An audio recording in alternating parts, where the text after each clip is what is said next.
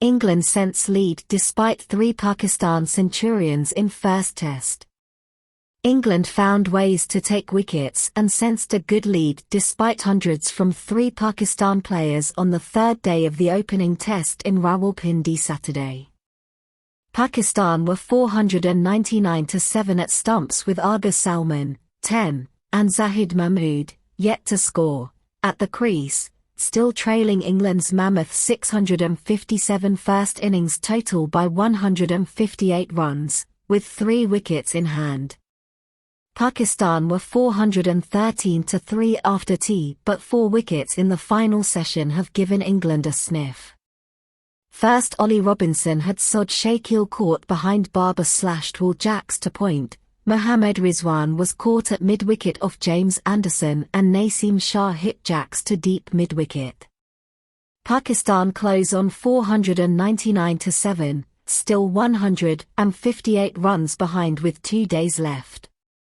On a seesaw day, Pakistan were lifted by centuries from skipper Babar Azam, 136, and openers Imam-ul-Haq, 121, and Abdullah Shafiq, 114.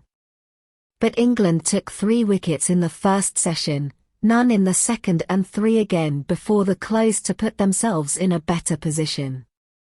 If the tourists can force a 100-plus lead and score as they did in the first innings, they can still force a win on a Rawalpindi Stadium pitch which has given little help to the bowlers.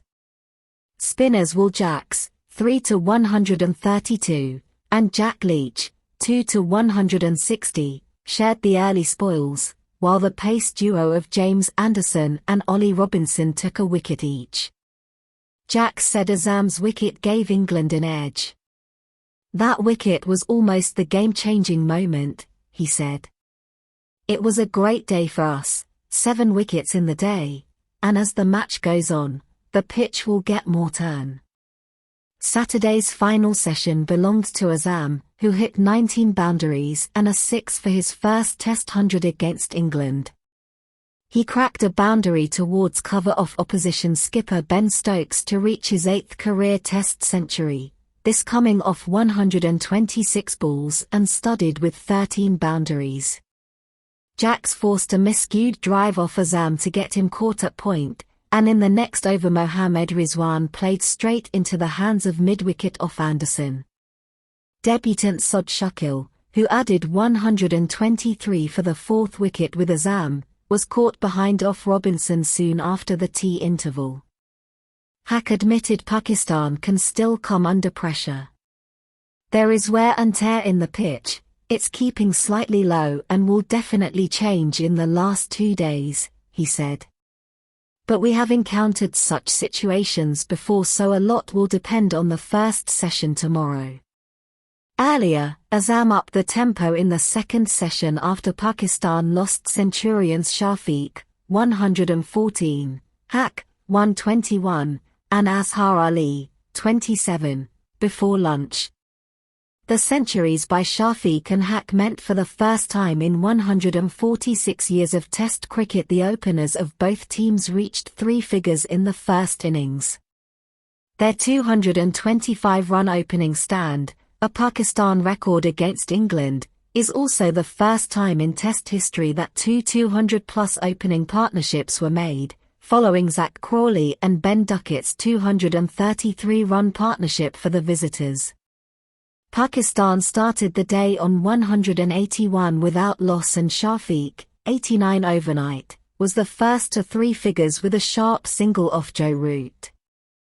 Haq, who started the session on 90, followed with a boundary off the same bowler to complete his century.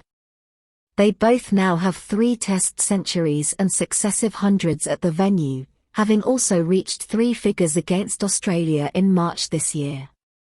Crawley, 122, Duckett, 107, Ollie Pope, 108, and Harry Brook, 153, scored centuries for England in their first innings. The next 2 tests are in Multan, December 9th to 13th, and Karachi, December 17th to 21st. England's Joe Root speaking to Sky Sports, "A brilliant day. That last session, all the work we put in came to fruition. It was attritional.